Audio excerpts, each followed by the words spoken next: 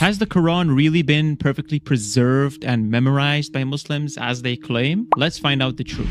During the caliphate of Uthman ibn Affan, around 650 AD, he purges the Quran. Why? Because according to Sahih Bukhari, volume 6, and the old numbering is 510, it says that when the Muslims went against Azerbaijan and Armenia, an attack, there were Muslims from Syria and Muslims from Iraq, part of the army. They almost came to blows and killed each other. The general named Hudhaifa sends word to Umar. He says, look, Umar, do something about the book of Allah, lest the Muslims go astray like the Jews and Christians did with their book. Why? Because the Syrians are reciting verses of the Quran that the Iraqis have never heard. So they're accusing them of corrupting the Quran. The Iraqis are reciting verses of the Quran that the Syrians haven't heard. So they're accusing them of corrupting the Quran, and they almost came to blows. So what did Uthman do? He commissioned a man named Zade. Zade bin Thabad converted to Islam 13 years later after Muhammad went to Medina. He's not one of the original Muslims. When Abu Bakr, the first caliph, came into power, was involved in what's called apostasy wars. Because when Muhammad died, a lot of Arabs apostatized. They left Islam, left the religion, telling you they didn't convert out of pure motives. They converted out of compulsion. And some refused to give what they call zakat, almsgiving. So Abu Bakr went to attack them, to rein them in and bring them back. Well, during one of these wars, the Battle of Yamama, Umar is the general of the army. Abu Bakr dies, Umar becomes the second caliph. Well, during Abu Bakr, as he's the caliph, Umar is the general of the army, and a lot of memorizers of the Quran were being killed. He panicked because they're the ones who memorize the Quran. If they die, those parts of the Quran they memorized went with them. So he sent word to Abu Bakr, do something. Compile the Quran between two covers, because the loss of the memorizers of the Quran has been great this day. Compile it before we lose the Quran. Abu Bakr says, you want me to do something that Allah's messenger did not do. Now you understand what that means? So what did Muhammad not do?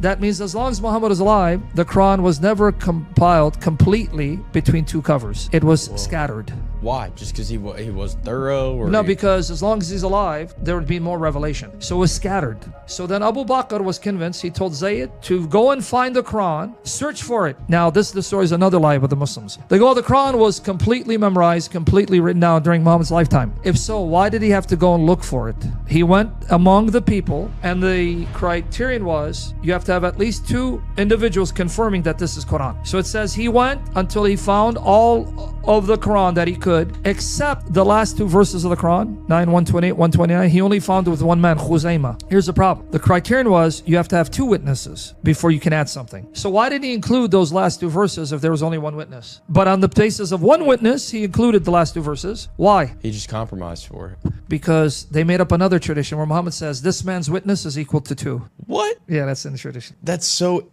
So much for being perfectly preserved.